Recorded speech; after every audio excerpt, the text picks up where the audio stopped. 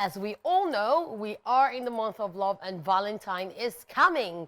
People tend to focus on the many positive aspects of healthy relationships. It's also important to address the bad too, especially negative behaviors that could potentially turn into toxicity and abuse later. So here's the list of some major signs of an unhealthy relationship, guys. This is Daily Top 5. All right, the very first one is feeling isolated. If you're feeling distanced from the people you care about or have lost touch with friends and loved ones because of your relationship, then that could be a red flag. Either that partner makes you feel completely dependent on them or you've made yourself completely dependent on them. Either way, that's unhealthy. Crazy. Relationship. And this is a major red flag. A lot of people see it as when you talk to people who are in situations like this sometimes, they tend to tell you, oh, it's me and my partner against the world. So we need to understand and learn to be with each other. But it doesn't mean you should cast away your family members and your friends, especially the narcissists that will tell you, I don't want to see you with this person, with that person, with people that try to control you. Because at the end of the day, you lose your self-confidence and you feel like you can't do things without them. That's so scary. It is so scary that you're dating somebody does not mean that the people in your life should go away or should disappear. The ones that you knew, your family members, should disappear because you're with that person. It's so scary. And as you said, narcissists, they have a way of doing that thing. So it is not something that is in your face like that immediately, but they would make sure that they do it bit by bit, separating you from, you know, people, your family members and all that. You know, it can be as little as, do you really have to go in person? Thank you. Why don't you just send somebody? Or send a gift. Or, you know, send a gift or something. Like, it can be as little as that. Just to watch out for all those red flags. And I believe that God has given every one of us brains. So, you know, there are things that when you even see manifest in marriage, there have been signs, only that people just chose to, you know, be blinded to all of those things. All right, moving on. Let's talk about the second one. Excessive jealousy. Now, jealousy is natural and unavoidable in certain circumstances, but it can also be toxic depending on how you or your partner manage it. Jealousy can be unhealthy when used as an excuse to act, you know, possessive, aggressive, or controlling. It also signifies a lack of trust, and it is unhealthy for trust to the, you know, I mean, the relationship, and that is it. So, yeah. Things like that. Before we talk about this one, I need to call something from one of your favorite songs. Jealousy. Yes, so. Jealousy. Edna Ogoli. Shout out to you. Root of hatred. Yeah, that says it all. Yes, it says it all. And I tell you that, yeah, jealousy is, you can't avoid it in some circumstances. But when you now have like that thing of, you know, being too jealous, that person is now very obsessive. You know, you go somewhere and the person is asking you, because somebody told me this is somebody's story. You know, she was dating this dude and she would go to the market and the dude would be like, where are you? And she would be like, I'm in the market. And the dude would be like, so what are you buying at the moment? I'm buying tomatoes. Give the phone to the tomato seller.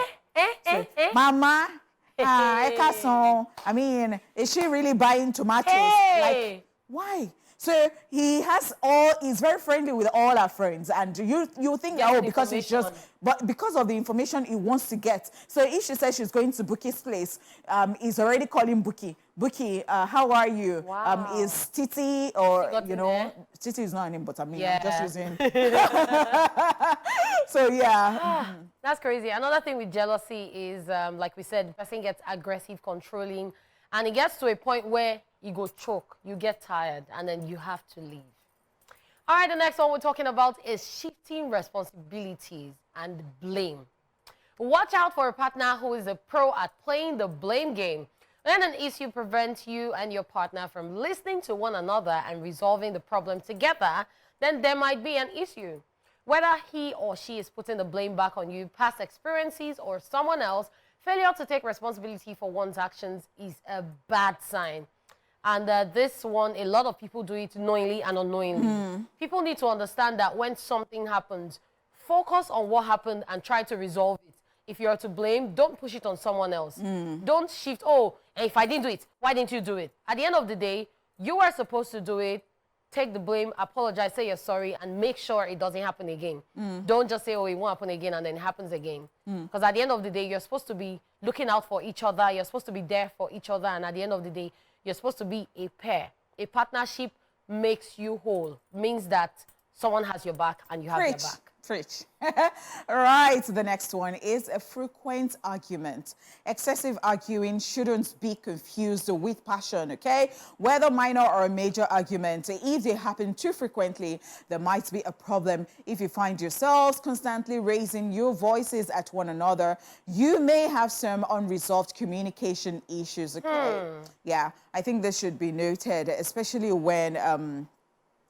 because I see some lack of respect there when you're shouting or yelling at another person, and every time you're arguing, you can't even come to like a certain compromise or even, you know, with another person, or so you can argue. But there are ways of doing this thing. But when it is too much, excessive, every time you're arguing, you can't even agree on one single thing. I think there is a problem, or maybe you guys are not meant for each other. So I've heard and I've seen people who have said that if they're dating someone and they're not arguing or there's no issue, then there's a problem in the relationship. So they're not saying that there shouldn't be issues. But then when you start raising your voice and then it becomes frequent. There was a lady that once said that, if she's dating someone and they're not arguing all the time, then that means that they are not two different people and they are not meant to be together. So people always take these things to the other side. And some people inherited stuff from their parents. So they feel like the way their parents' relationship went,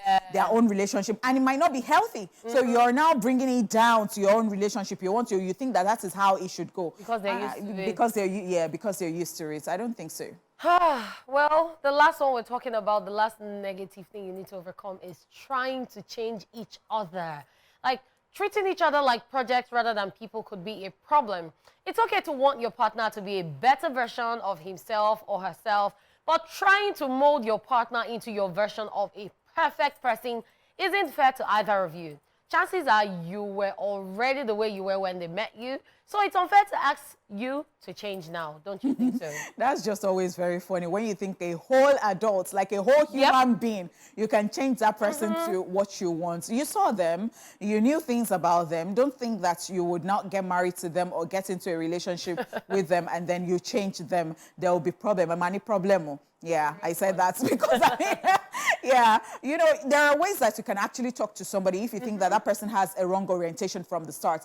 There are ways that, you can have a communication, you can have, some talks about certain things, but that you think that, this person, don't worry, I like the physique, but you don't like the inside, and then you think that you can change the inside. I'm sorry, my brother. I'm sorry, my sister. And all the things that are scrolling on the screen now, that thing annoys me when they say, it's who I am. If you know that you are that way, then do not pretend when you first meet the person, and then later into the relationship, you now show yourself, love me for who I am, not for who you want me to be. Nah, be yourself from the start. Let the person know that's how you are. Not that you now start bringing up your proper and real attitudes. And the person is like, no, this is not the woman I met. No, I can change her. You're unconsciously making the person turn you into a project. So be yourself when you meet people so that whoever would love you for who you are will be the one telling people, that's how she is. So we're preparing you for Valentine's Day and then to be good partners to your partners. Yes. So that you go and get the best Valentine's gift so that nobody will tell you that they're going to break up because you did something wrong. Don't say we didn't do anything. That's why we are wearing our agony aunt's cap, so that we can advise you on relationship advisor. All right, and that's all we can take on today's Daily Tip 5.